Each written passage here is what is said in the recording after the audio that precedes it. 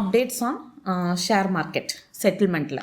என்ன அப்படின்னா December 10th 2024 என்ன சொல்லியிருக்காங்க அப்படின்னா, இன்றைக்கி நீங்கள் ட்ரேட் பண்ணுறீங்க இல்லையா, ஸோ ட்ரேட் பண்ணும்போது நீங்கள் அமௌண்ட்டுக்காண்டி நீங்கள் வந்து வித்ட்ரா பண்ணும்போது நெக்ஸ்ட் டே T+, முன்னாடிலாம் T+2 இருந்துச்சு, அப்புறம் T+1 ஆக்குனாங்க.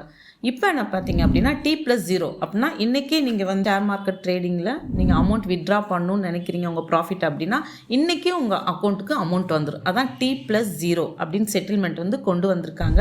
இது எப்போ இருந்து இம்ப்ளிமெண்ட் ஆகுதுன்னா December 31st உங்களுக்கு இம்ப்ளிமெண்ட் ஆகுது.